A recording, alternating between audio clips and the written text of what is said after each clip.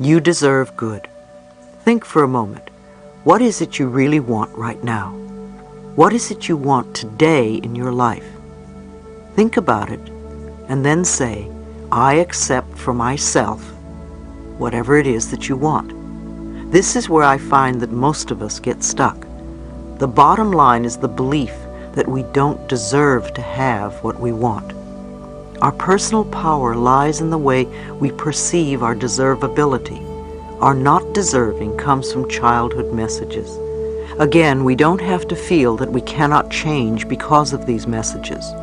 Often people will come to me and say, Louise, affirmations don't work. It really has nothing to do with affirmations. It is the fact that we don't believe we deserve the good.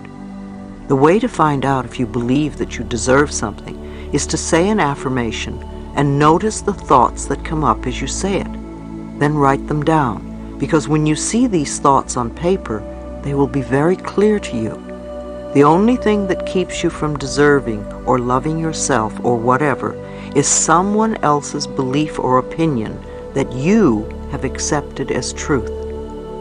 When we don't believe that we deserve good, we will knock the pinnings out from under ourselves, which we can do in a variety of ways. We can create chaos, we can lose things, we can hurt ourselves, or have physical problems like falling, or have accidents. We want to start believing that we deserve all the good that life has to offer. In order to reprogram the false or negative belief, what would be the first thought that you would need to begin to create this new whatever in your life? What would be the building block or the foundation that you would need to stand on? What would be the sort of thing that you would need to know for yourself, to believe, to accept? Some good thoughts to start with could be, I am worthwhile. I am deserving. I love myself. I allow myself to be fulfilled, etc. These concepts form the very basis of beliefs on which you can build. Do your affirmations on top of these building blocks to create what you want. Whenever I speak somewhere, someone will come up to me at the end of the lecture or will write me a letter and tell me that he or she has had a healing take place while they were in the room. Sometimes it's very minor, and sometimes it's quite dramatic.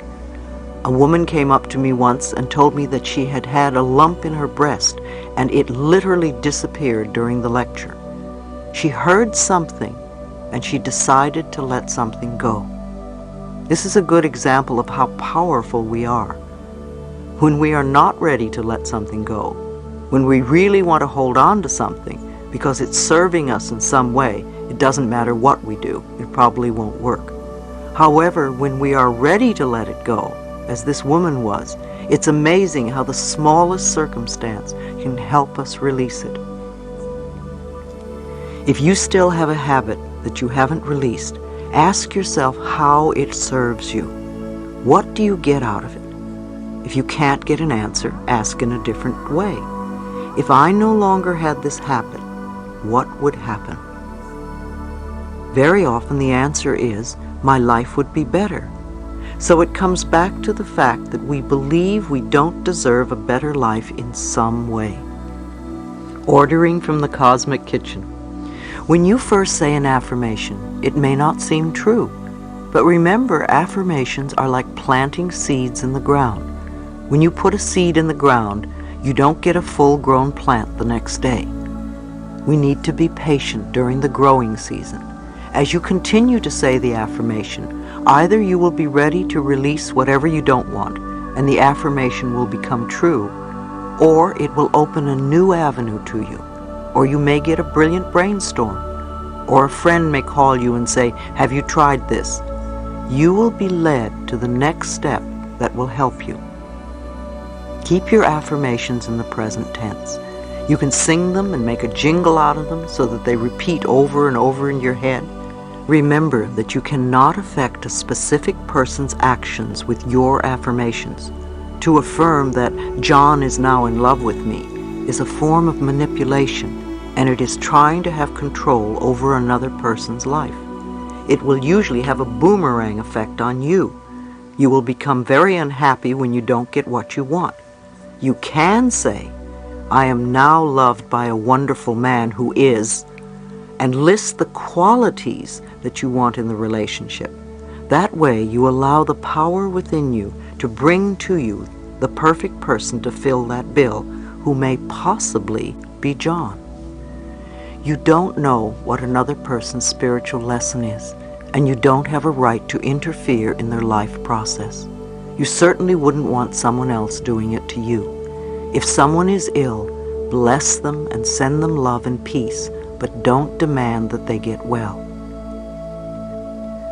I like to think of doing affirmations as placing our order in the cosmic kitchen.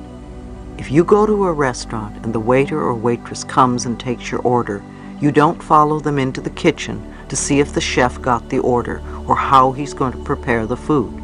You sit and drink water or coffee or tea, or you talk to your friend and maybe eat your roll.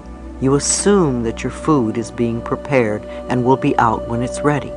It's the same when we begin to do affirmations.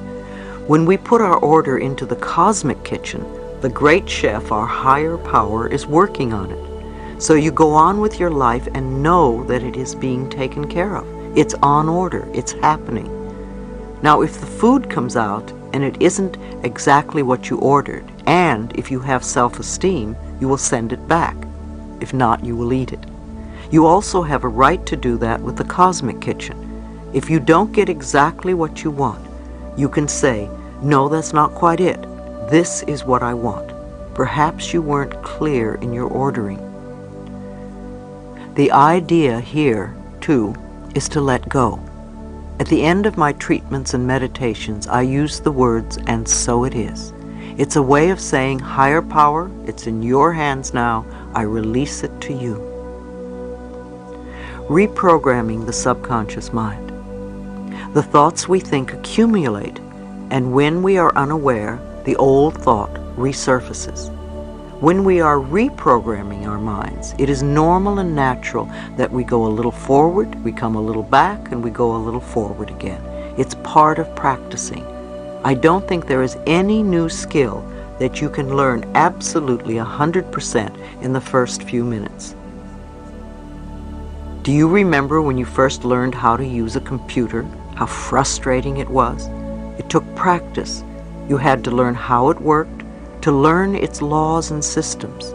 I called my first computer my magic lady, for when I mastered her rules, she did indeed deliver what seemed like magic to me.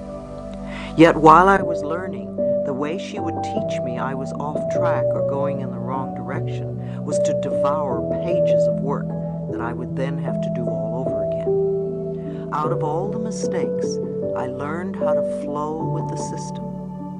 To flow with the system of life, you want to become aware that your subconscious mind is like a computer.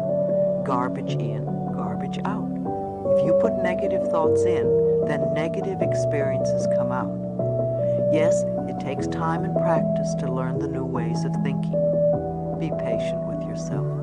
When you are learning something new and the old pattern returns, are you going to say, oh, I didn't learn anything? Or are you going to say, okay, that's all right, come on, let's do it again the new way?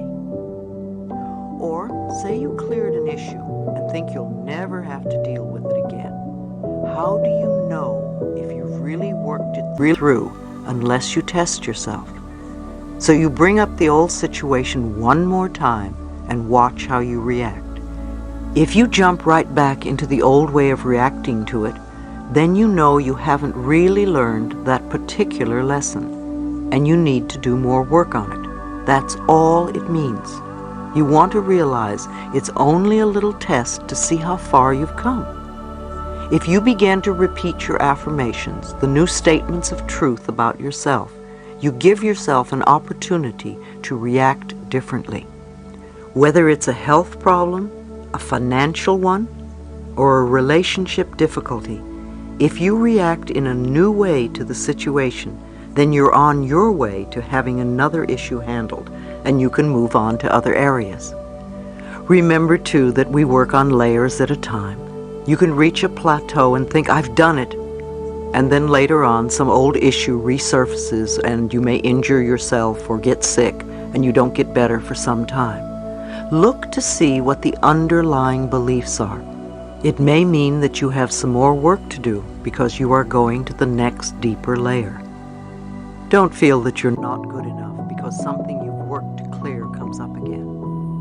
The process when you want to learn something new and wanting to improve your life into a better version of itself is the same. Think about it like this.